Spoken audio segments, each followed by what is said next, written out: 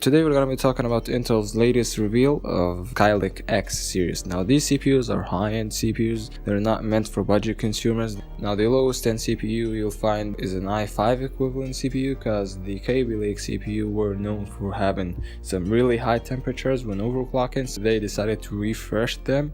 But they're actually kind of overpriced. I mean, the i5 is for $280 and the i7 is for $380. So it's annoying but kind of interesting to see what Intel might provide. They're also releasing another i7 CPU for $390, somewhere in the $400 price area, and it will pack 6 cores and 12 threads.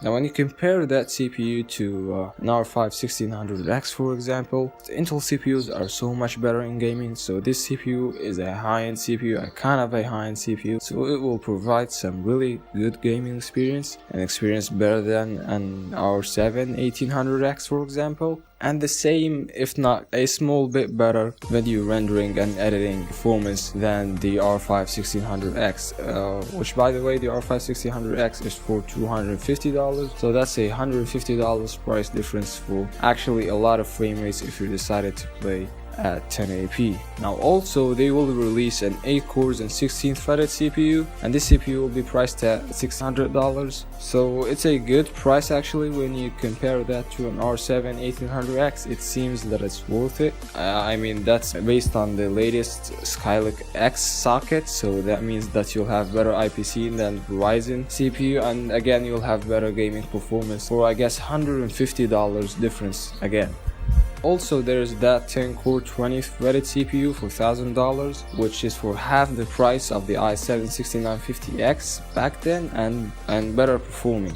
Most of these CPUs actually turbo boosts to 4.5 GHz. It's kind of crazy to get like a 16-threaded CPU to 5.5 GHz. Now when you look at the highest end CPUs, which are the 16 cores 32 threaded CPU, which is priced at $1,600, I guess that's overpriced. When you compare it with AMD's Threadripper 16 cores 32 threaded CPU, I guess they'll put it somewhere between $1,200 to $1,500, so that gives the price advantage to AMD. But again, better gaming performance for Intel. I keep saying that, not because Intel has better IPC and better overclockability. I mean, these are affecting reasons, but actually also because AMD architecture is new and it's not that optimized for some games, so you cannot push the most frame rates possible out of it. Again, back to the highest end CPU is an 18 cores 36 threaded CPU. Now Intel have seen that AMD have been pushing some really big numbers and great CPUs lately, so that they decided to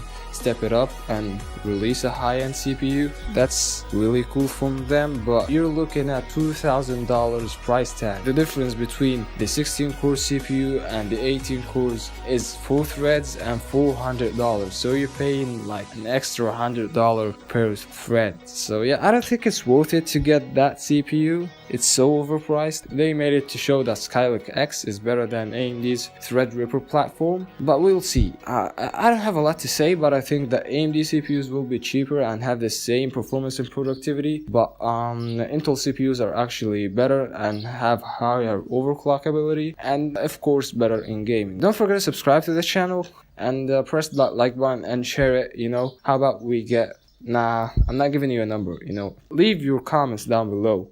Thanks for watching, guys, and I'll see you in the next video.